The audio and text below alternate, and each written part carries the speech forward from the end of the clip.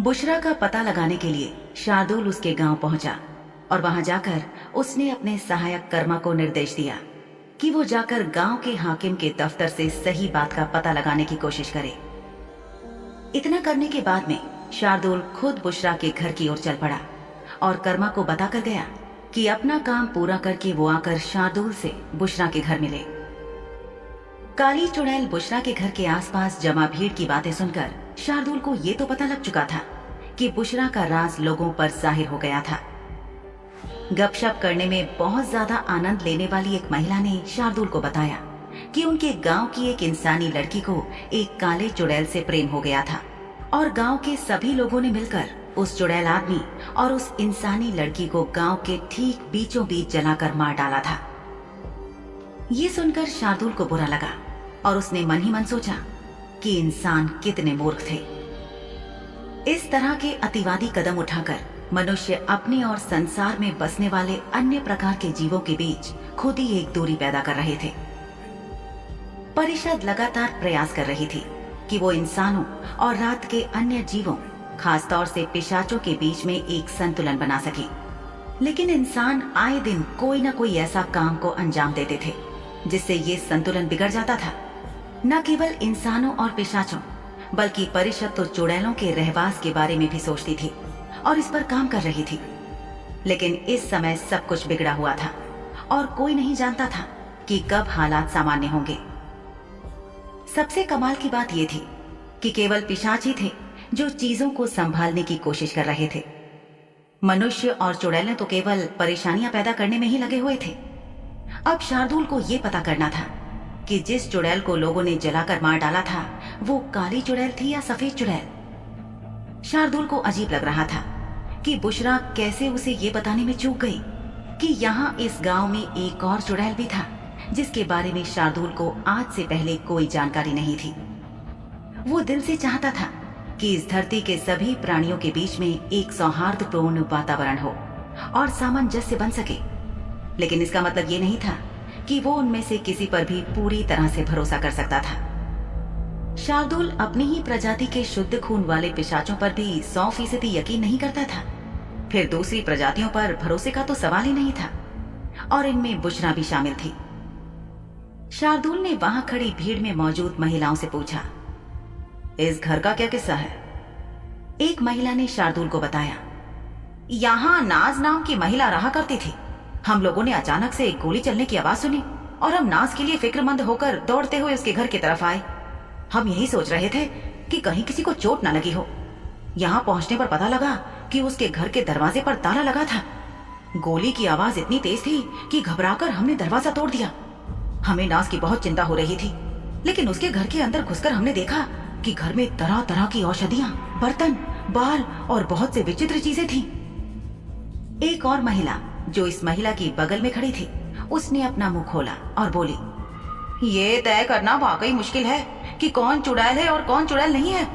मुझे तो लगता है कि परिषद और गांव के हकीम ठीक तरीके से अपना काम नहीं कर रहे हैं। अब मेरा मतलब है कि हमें कैसे पता चलेगा कि कौन हमारे गांव में कब रहने आता है और अचानक लापता हो जाता है, और फिर ये कैसे पता चले कि वो इंसान था कि चुड़ैल?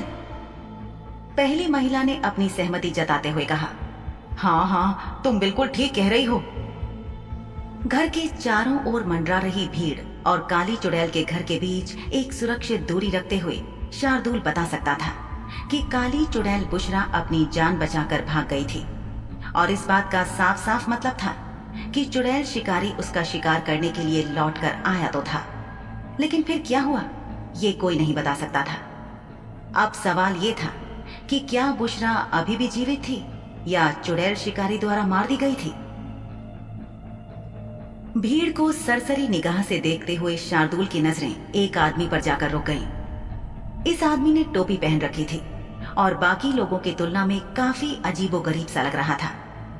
उसे देखते ही शार्दुल समझ गया कि ये एक और चुड़ैल शिकारी था। शार्दुल की निगाहें उस आदमी पर बहुत ज्यादा देर तक नहीं टिकी। उस आदमी को घूरने की बजाय शार्दुल ने बुशरा के घर को एक बार और ठीक से देखकर उसका मुआयना करने को ज्यादा जरूरी समझा। वो सोच रहा था कि कहीं ऐसा तो नहीं कि कुछ ऐसा हो जो कर्मा की नजरों से छूट गया हो। अगर शार्दुल का शक सही था तो वो चुड़ैल शिकारी जो पिछली बार शिजा, बुशरा और शार्दुल की मौजूदगी में बुशरा के घर आया था, वो मर चुका था। शार्दुल शाह इस बात से अच्छी तरह से वाकिफ था कि चुड़ैल शिकारी अक्सर बारी बारी से काम करते थे। यानी कि अगर एक चुड़ैल शिकारी किसी कारणवश असफल हो जाता था या फिर चुड़ैल के शिकार के लिए जाता था और वहां से लौटता नहीं था, तो दूसरा शिकारी उसकी जगह ले लिया करता था। चुड़ैलों का शिकार करने वाले शिकारी अक्सर चुड़ैलों की छोड़ी हुई रोटी के निवालों के द्वारा ही उनका पीछा कर लिया करते थे। ये अपने काम के प्रति बहुत ज्यादा समर्पित लोग थे। इस चुड़ैल शिकारी को देखकर शार्दुल ने एक आह भरी और वो सोचने लगा कि जिस समय पास के गांव में दंगे हो रहे थे, हाहाकार मचा हुआ था और नरसंहार हो रहा था, तब ये चुड़ैल शिकारी कहाँ थे और उन्होंने जाकर उस चुड़ैल को क्यों नहीं पकड़ा जिसने न जाने कितने ही बेगुनाह लोगों को मार डाला।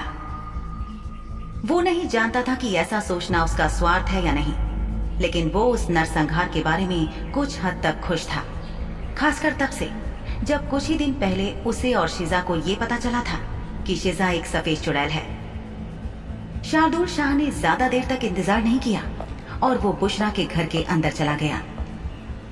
उसने देखा कि उसके घर का सारा सामान उल्टा सीधा था। घर के अंदर के सामान को बाद में देखने का सोचकर वो पीछे के दरवाजे की तरफ चला गया, जहां अब तक किसी की नजर नहीं पड़ी थी। ये दरवाजा सीधा जंगल की ओर खुलता था। शार्दुल ने दरवाजा खोला और वहां से बाहर निकला। उसने सोचा कि शायद वहां कोई सुराग मिल जाए। जंगल के अंदर शार्दुल ने चलना जारी रखा। कुछ देर और अंदर घने जंगल में जाने के बाद उसने देखा कि एक जगह घास सूख गई थी। इस घास पर काफी सारा खून था जो अब सूख चुका था। शार्दुल को यह बात बहुत अजीब लगी। उसने झुककर घास पर बिखरे सूखे खून को सूंघ कर देखा। यकीनन ये किसी इंसान का खून था, यानी कि कोई इंसान था जिसका यहाँ इतना खून बहा था कि उसकी मौत हो गई। अब जिस दिन बुशरा नाम की काली चुड़ैल भागी, उसी दिन किसी इंसान की उसके घर के पास के जंगल में मौत हो गई। ये महज संयोग तो नहीं हो सकता था। शार्दुल ने लौटकर बुशरा के घर के अंदर नजर डाली। बुशरा के घर का सारा सामान बिखरा हुआ था। देखने से साफ लग रहा था कि वहां संघर्ष हुआ था। घुसपैठ तो जरूर हुई थी, लेकिन यह भी हो सकता था कि इस घर में इंसानों ने कदम रखा था और गड़बड़ करने की कोशिश की थी। इस बात की प्रबल संभावना थी। बुशरा ने अपनी औषधियों के जो बर्तन भली भांति छुपाकर रखे थे, वो भला सामने कैसे आ गए? शार्दुल ने मन ही मन खुद से सवाल पूछा कि लोग अक्सर दूसरों की चीजों को उलट पुलट कर देखते हैं, उन्हें जांचते परखते हैं, खास तौर से तब तक जिनकी चीजें होती हैं वो लापता हो जाते हैं। क्या किसी के गायब हो जाने के बाद उसकी चीजों को छेड़ना या फिर जबरदस्ती देखने की कोशिश करना इंसानों के लिए गलत नहीं था? लेकिन इंसान तो ऐसे ही थे, क्या किया जा सकता था? आमतौर पर अगर कोई लापता हो जाता है तो लोग उसकी तलाश करते हैं, ये देखने की कोशिश करते हैं कि वो व्यक्ति जीवित है या कहीं गायब हो गया है। लेकिन ये जगह बहुत अजीब लग रही थी। यहाँ का सामान इतना ज्यादा इधर उधर किया गया था कि साफ साफ पता चल रहा था कि घर की तलाशी लेने की कोशिश की गई थी। शार्दुल सोचने लगा कि ऐसा तब तक नहीं हो सकता जब तक किसी ने लोगों को बुशरा के सामान की तलाशी लेने के निर्देश नहीं दिए हों। फिर शार्दुल सोचने लगा कि कोई आखिर ऐसा क्यों करेगा। शार्दुल ये सब सोच ही रहा था कि तभी उसका सहायक कर्मा दौड़ता हुआ उसकी तरफ आया। कर्मा काफी दूर से भागता हुआ आ रहा था, इसलिए हाँफ रहा था। शार्दुल ने उसे छेड़ा। ये क्या मेरे शेर, तुम तो इतनी सी दूरी में हाँफने लगे। तुम्हारी कोई प्रेमिका बनी तो तुम तो बिस्तर पर जल्दी ढेर हो जाओगे। भागा दौड़ा करो, कसरत किया करो। शार्दुल के मजाक से लजाता कर्मा बिना इस मजाक का जवाब दिए गंभीरता से बोला, पार्षद शार्दुल, एक गड़बड़ हो गई है। शार्दुल ने पूछा, कैसी गड़बड़, छोटी या बड़ी? कर्मा ने घबराते हुए फुसफुसाकर कहा, हाकिम का मृत शरीर उसके दफ्तर में पाया गया है, उसका गला रेता गया है।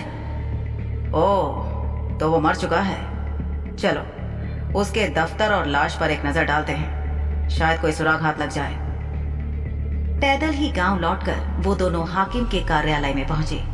शार्दुल ने कर्मा से पूछा, क्या तुमने पहरेदारों को बताया? मुझे यकीन नहीं था कि मुझे बताना चाहिए या नहीं। कर्मा अभी परिषद में नया था और वो अभी भी शार्दुल से सीख रहा था, जो स्पष्ट रूप से एक सलाहकार या वरिष्ठ के रूप में बदतर उदाहरण था, क्योंकि इस आदमी ने काम में नैतिकता का पूरा पालन किया था। शार्दुल ने उससे कहा, जाओ और जाकर पहरेदारों को सूचित कर दो, वरना वो महिला जरूर करेगी। शार्दुल ने एक महिला की तरफ इशारा किया, जो शक की नजरों से हाकिम के दफ्तर के आसपास के लोगों को घूर रही थी। कर्मा ने हामी से हिलाया और खुद पहरेदार के पास पहुंचकर उसे सब कुछ बता दिया। उधर शार्दुल ने हाकिम के दफ्तर में कदम रखा और देखा कि हाकिम एक आलीशान कुर्सी पर बैठा था और उसने सामान्य से अच्छे कपड़े पहन रखे थे। उसके सिर को पीछे खींच लिया गया था, या यूं कहें कि उसके गले पर गहरा घाव दिखाने के लिए धक्का दिया गया था। उसके गले और कपड़े से रिसने वाला खून सूखा और काला हो गया था।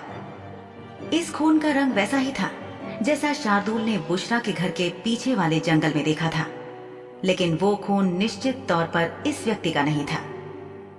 बुशरा काले चुड़ैल समुदाय का हिस्सा थी, लेकिन वो इतनी मूर्ख नहीं थी कि किसी महत्वपूर्ण व्यक्ति को मारकर शक की सुई खुद पर टिकवा ले।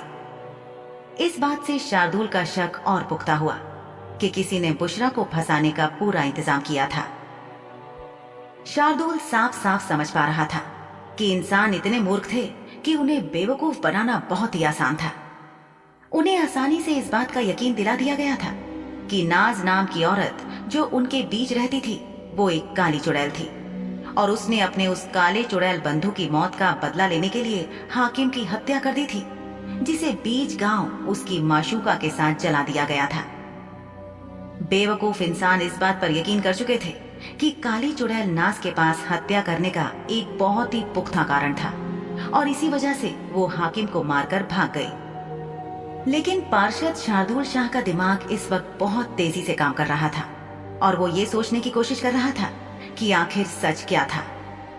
वो सोच रहा था कि आखिर यहाँ क्या हुआ था। ये बात तो तय थी कि बुशरा पर हमला किया गया था, और ये एक ऐसी लड़ाई थी जो बुशरा के घर से शुरू होकर उसके घर के पीछे के जंगल तक पहुंच गई थी। जंगल के घास पर बिखरे हुए मनुष्य के खून से साफ पता चल रहा था कि बुशरा इस लड़ाई में जीती थी, और उसने उस चुड़ैल शिकारी को मार डाला था। शार्दुल ने अपनी आंखों से एक और चुड़ैल शिकारी को आज भीड़ में देखा था। नया चुड़ैल शिकारी तब तक पिछले चुड़ैल शिकारी के स्थान पर नहीं आता था जब तक ये न मान लिया जाए कि मौजूद चुड़ैल बहुत शक्तिशाली है और उसे मारना बहुत जरूरी है। जब नबील नाम का चुड़ैल शिकारी बुशरा का पीछा करते हुए उसके दरवाजे पर आया था, तो उसने ये जताया था कि जैसे वो वहां से गुजर रहा था, लेकिन शार्दुल, शिजा और बुशरा तीनों ही ये जानते थे कि वो काफी समय से बुशरा का पीछा कर रहा था। जब बुशरा ने नबील नाम के चुड़ैल शिकारी को मार डाला, तो इसके बाद दो ही बातें हो सकती थी। पहली ये कि बुशरा ने उस चुड़ैल शिकारी को मार तो डाला, लेकिन उसकी लाश को ठीक से छुपा नहीं सकी। दूसरी बात यह हो सकती थी कि बुशरा ने शिकारी को मारने के बाद उसकी लाश को ठीक से ठिकाने लगाया था, लेकिन वहां मौजूद किसी तीसरे व्यक्ति ने ये सब देखा और फिर उस लाश के पास वो खून बिखेरा जिससे बुशरा पर शक जाए। उसके बाद हाकिम को मारा और लोगों को उकसाकर बुशरा के घर की तलाशी लेने के लिए भेजा, ताकि उसकी औषधियां और चुड़ैलों वाले अजीबोगरीब सामान मिल जाएं और लोगों को पता चल जाए कि वो एक काली चुड़ैल थी, जिससे पूरा का पूरा शक उसी पर हो जाए।